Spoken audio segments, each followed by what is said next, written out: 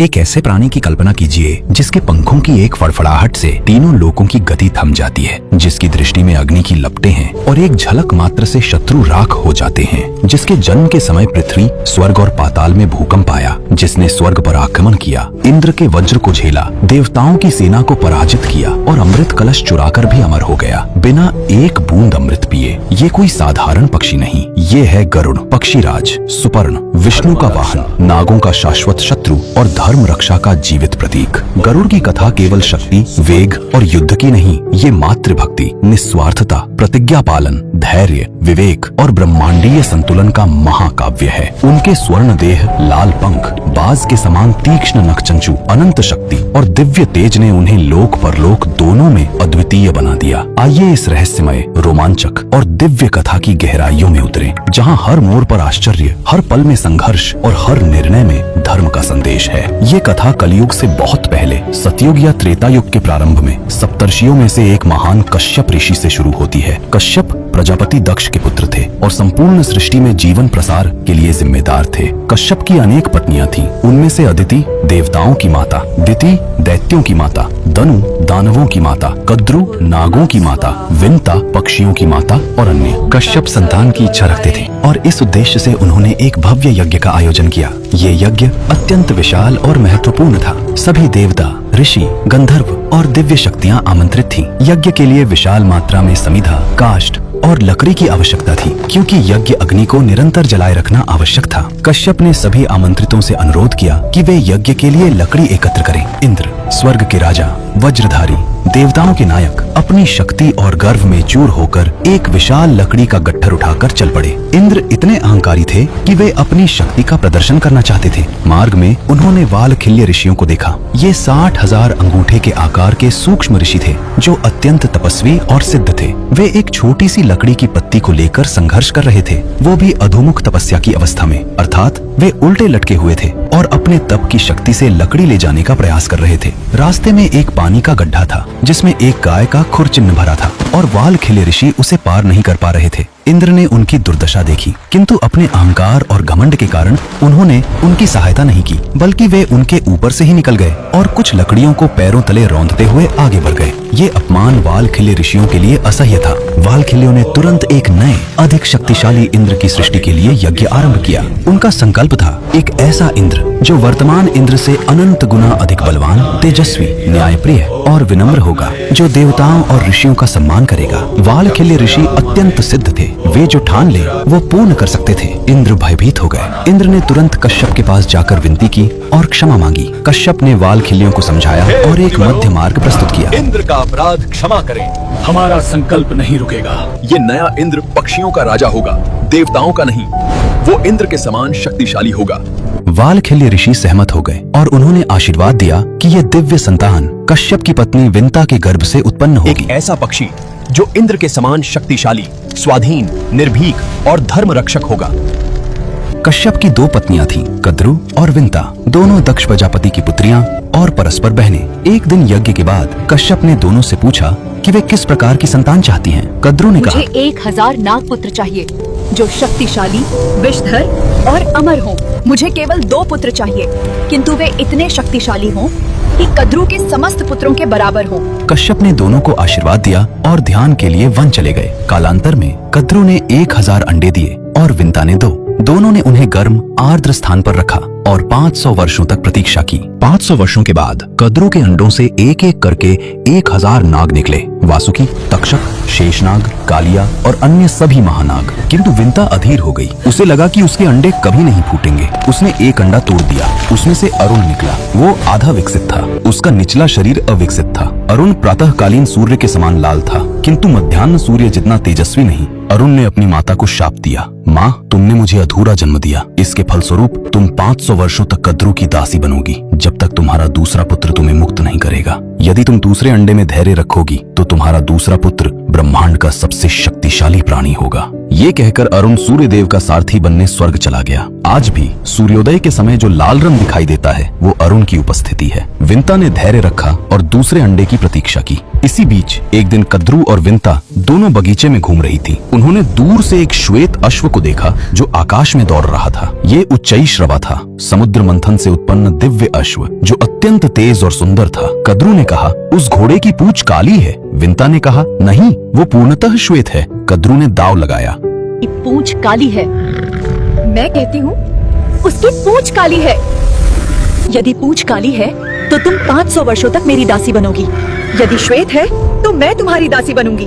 विंता सहमत हो गई। उसे विश्वास था कि वो घोड़ा पूर्णतः श्वेत है, किंतु कद्रू ने छल किया। उसने रात में अपने नाग पुत्रों को बुलाया और आदेश दिया, सुबह तुम सभी उस घोड़े की पूंछ में काले रंग के धागे की तरह लिपट जाना ताकि वो काली दिखे। नागों ने मना किया, ये छल है, धर्म विरुद्ध है, किंतु कद्रू ने उन्हें शाप देने की धमकी दी। अंततः कुछ नागों ने उसका आदेश मान लिया। अगले दिन जब दोनों ने घोड़े को देखा तो उसकी पूंछ काली दिख रही थी। विंता हार गई और कद्रू की दासी बन गई। ये अन्याय और छल की शुरुआत थी, एक ऐसा अन्याय जो गरुड़ के जन्म का कारण बना। अंततः 500 वर्षों के पश्चात विंता का दूसरा अंडा फूटा और जिस क्षण वो टूटा उससे एक ऐसा अद्भुत चौंधियाने वाला तेज प्रकट हुआ कि तीनों लोक प्रकाशित हो गए। सूर्य की तरह दीप्तिमान, अग्नि की तरह तेजस्वी, स्वर्ण की तरह चमकता हुआ गरुड़ का जन्म हुआ। गरुड़ का रूप अद्भुत था, संपूर्ण शरीर सुनहरा, मानो पिघले हुए स्वर्ण से ढाला गया हो। विशाल, शक्तिशाली, प्रज्वलित लाल पंख जो सैकड़ों योजन तक फैले थे। बाज, चंचू और नख तीक्ष्ण, वज्र से भी कठोर जो किसी भी अस्त्र शस्त्र को काट सकते थे। आंखों में अग्नि की लपटें थीं जो केवल दृष्टि से शत्रु को भस्म कर सकती थी। ऊपरी शरीर मानव समान, निचला शरीर पक्षी समान। ये दिव्य संयोजन था। जिस क्षण गरुड़ ने जन्म लिया वो तत्काल अपार आकार में बढ़ गया। उसकी चहचहाहट से दिशाएं हिल गई, पंखों की फड़फड़ाहट से तूफान उठा, पृथ्वी कांप गई और आकाश फट गया और पाताल में नाग भयभीत हो गए। ऋषियों ने सोचा, ये कोई साधारण पक्षी नहीं, ये अग्नि का अवतार है, सूर्य का पुत्र है या कोई दिव्य शक्ति है। देवता भयभीत हो गए और उन्होंने ब्रह्मा जी से पूछा कि ये क्या है। ब्रह्मा जी ने कहा, ये गरुड़ है, कश्यप और विनता का पुत्र, वालखिल्य ऋषियों का आशीर्वाद, पक्षियों का राजा और भविष्य में विष्णु का वाहन। ये अद्वितीय है, इसकी शक्ति असीम है, इसका वेग अतुल है और इसकी नियति महान है। गरुड़ ने अपनी माता विनता से पूछा, आप इस दुर्दशा में क्यों हैं? आप किसी की दासी क्यों हैं? विनता ने पूरा वृत्तांत सुनाया। कद्रू का छल, नागों की धूर्तता, दांव की हार और 500 वर्षों की दास्ता। गरुड़ का हृदय क्रोध, पीड़ा और दृढ़ संकल्प से भर गया। गरुड़ ने नागों से पूछा, मेरी माता की मुक्ति का मूल्य क्या होगा? नागों ने उत्तर दिया, स्वर्ग से अमृत कलश लाओ। ये कोई साधारण कार्य नहीं था, ये देवताओं की व्यवस्था को चुनौती, इंद्र के वज्र से युद्ध, स्वर्ग की सुरक्षा व्यवस्था को तोड़ना और ब्रह्मांडीय नियमों के साथ प्रतिस्पर्धा था। किंतु गरुड़ के लिए ये असंभव नहीं था। गरुड़ ने प्रतिज्ञा की, मैं अमृत लाऊंगा और अपनी माता को मुक्त करूंगा। गरुड़ ने अमृत यात्रा के लिए प्रस्थान किया। विनता ने उसे आशीर्वाद दिया, तुम्हें भूख लगेगी, जो भी मार्ग में मिले उसे भक्षण कर सकते हो, पशु, राक्षस, दैत्य, मनुष्य, किंतु कभी भी ब्राह्मण को मत छूना। ब्राह्मण ज्ञान, पवित्रता और धर्म के प्रतीक हैं। उन्हें भक्षण करना महान पाप है।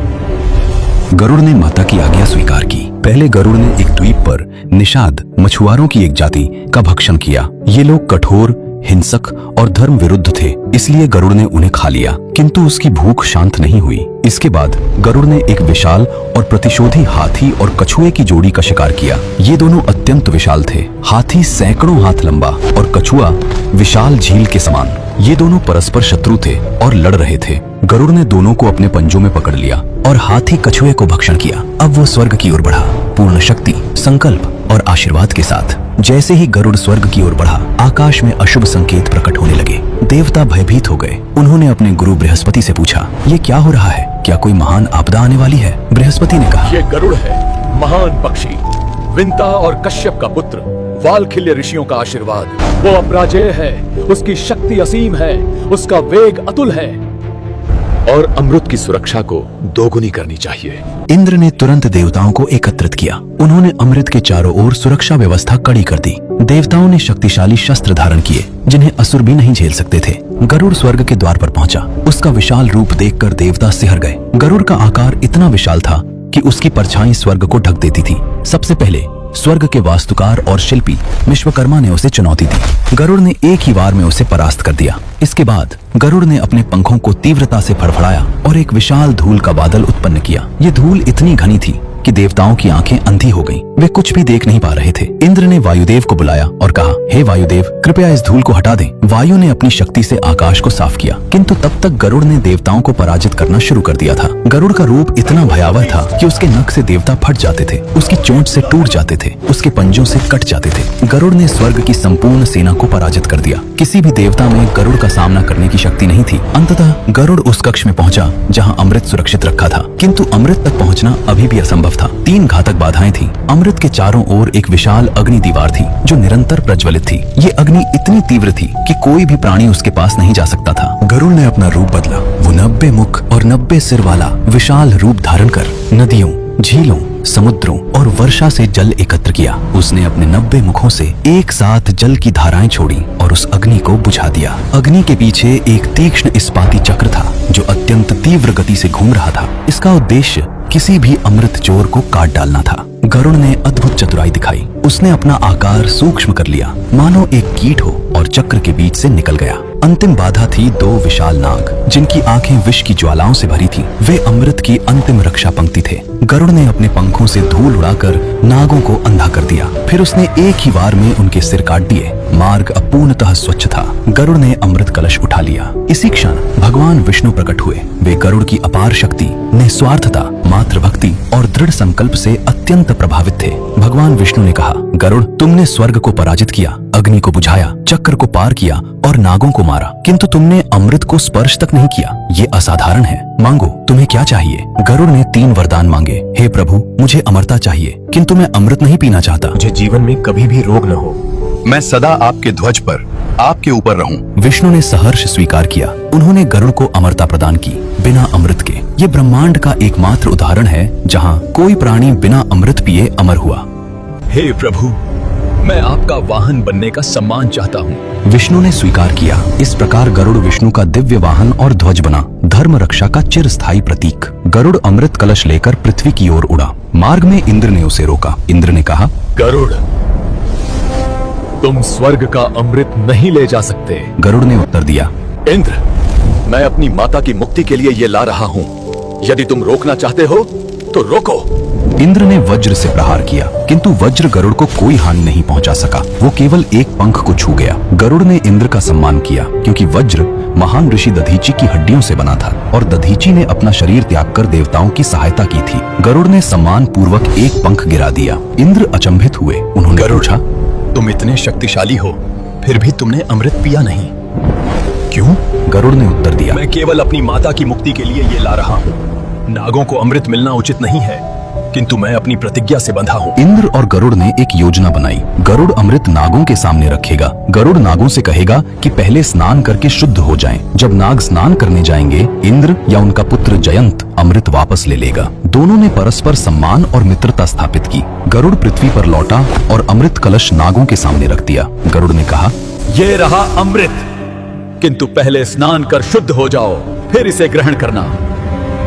नाग स्नान के लिए चले गए। इसी बीच जयंत आया और अमृत कलश वापस स्वर्ग ले गया। जब नाग लौटे तो कलश गायब था। वे निराश होकर उस स्थान को चाटने लगे जहां अमृत रखा था, किंतु वहां दर्भकुश की नुकीली घास थी। घास की तीक्ष्णता से नागों की जीभें 2 भागों में कट गईं। इस प्रकार नागों की जीभ द्विभाजित हो गई। इसके साथ ही नागों को त्वचा त्याग किंचुल की क्षमता मिली। ये अमृत की एक बूंद का प्रभाव था। विंता मुक्त हो गई। समय बीतता गया और एक दिन वही गरुड़ जो आकाश के सम्राट थे, भगवान विष्णु के सामने खड़े थे। द्विपक्षी नहीं, धर्म के प्रहरी बनकर। विष्णु मुस्कुराए, गरुड़, आज से तुम मेरे वाहन ही नहीं, मेरे सहयोद्धा हो।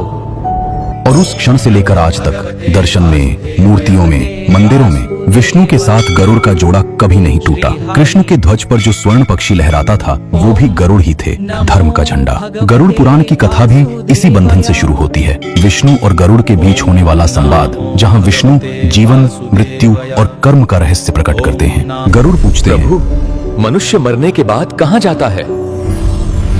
और विष्णु बताते हैं, मृत्यु के उस क्षण की दिव्य दृष्टि, यमदूतों का आगमन, यमलोक की 247 योजन की कठिन यात्रा, वहां के 16 नगर, वैतरणी की भयावह नदी, चित्रगुप्त का लेखा जोखा और 84 नरक, जहां हर पाप का अपना रूप, अपनी सजा होती है।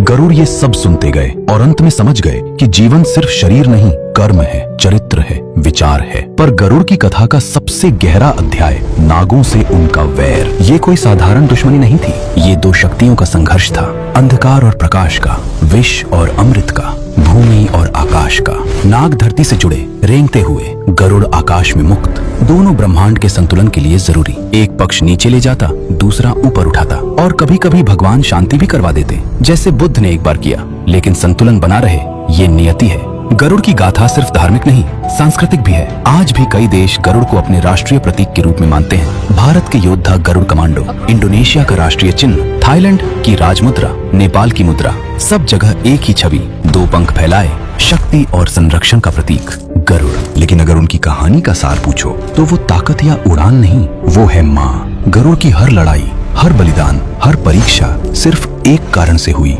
विंता की मुक्ति। उन्होंने इंद्र को पराजित किया, स्वर्ग से अमृत उठाया, स्वयं अमृत का स्पर्श तक नहीं किया, बस इसलिए कि उनकी माँ आजाद हो जाए। और यही गरुड़ की कथा का सबसे बड़ा संदेश है। धर्म की जड़ जहाँ भी है, वो माँ के चरणों में है। कहानी पूरी होती है पर गरुड़ का संदेश नहीं। जब विष्णु अपनी मूर्ति में शांत बैठे होते हैं और उनके सामने गरुड़ खड़े होते हैं, तो वो हमेशा यही कहते हैं, मैं धर्म की रक्षा के लिए हूँ। और धर्म वही है जहाँ प्रेम, भक्ति, निस्वार्थता और सत्य हो। गरुड़ के पंखों की वो अनसुनी गर्जना आज भी आकाश में गूंजती है। सत्य जीतेगा, अधर्म गिरेगा, और जो अपनी माँ के लिए लड़ता है वो कभी हार नहीं सकता।